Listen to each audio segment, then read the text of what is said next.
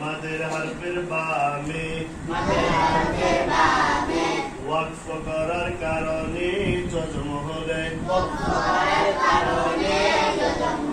মাদকে তিন আলিফ টানতে হয়।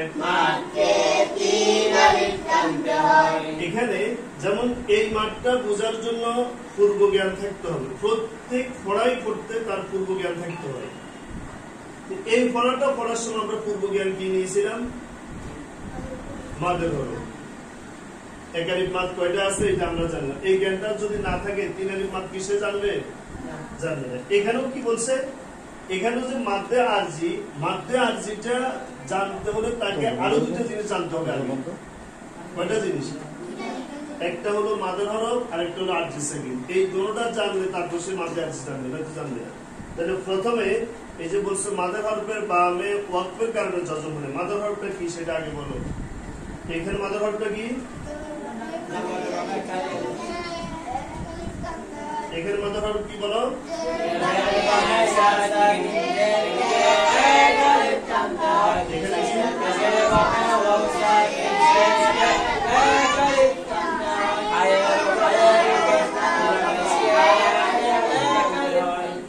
এখন দেখো যেই মাদের হরফগুলো আমরা এতক্ষণ পড়লাম, এই মাদের হরফের পরে যদি আমরা ওয়াকফ করি তাহলে যে হারকাত যেটা আছে এটা কি করতে হয় নাকি সাকিন করতে হয়?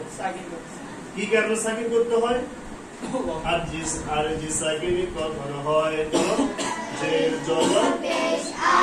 জের দুই পেশ ওয়াকফের সময় আসলে সেসব জায়গায় ওয়াকফ করলে। এখন এখানে কি আছে? দুই পেশ আছে, ওয়াকফ করলে দুই পেশকে বাদ দিয়ে জজম ধরে পড়তে হয়। দুই পেশটা বাদ পড়ে যাবে, এখানে কি হয়ে যাবে? জজম হয়ে যাবে। তারপরে এখানে কি কারণ হয়েছে বলো? জবর আছে, ওয়াকফ করলে জবরকে বাদ দিয়ে জজম ধরে পড়তে হয়। জবর আছে, ওয়াকফ করলে জবরকে বাদ দিয়ে জজম ধরে পড়তে হয়। জবর আছে, ওয়াকফ করলে জবরকে বাদ দিয়ে জজম ধরে পড়তে হয়। তাহলে মাদের হরফ পেলাম, আরজি সেকেন্ড পেলাম। এখন আমরা মাদের আরজি যাব। মাদের আরজি সা লাগবে বায়ের সাথে, সাব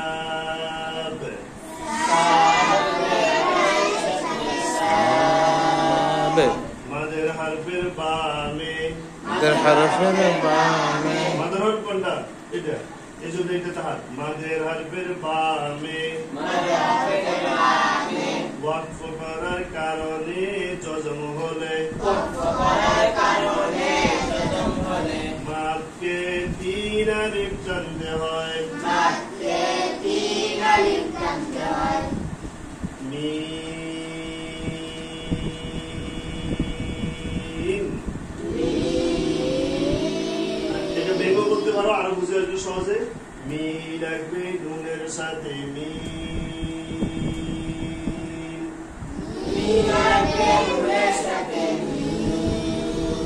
মাদের হরফের বামে ওয়াকফ করার কারণে জজম হলে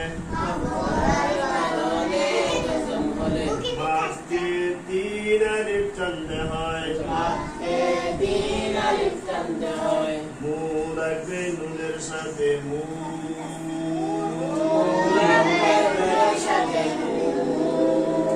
মাদের হরফের বামে ওয়াকফ করার কারণে জজম হলে মাদকে তিন আলিফ টানতে হয়। জবর আছে, ওয়াকফ করলে জবরকে বাদ দিয়ে জজম ধরে পড়তে হয়। জবর আছে, ওয়াকফ করলে জবরকে বাদ দিয়ে জজম ধরে পড়তে হয়। হা লাগবে রয়ের সাথে, হা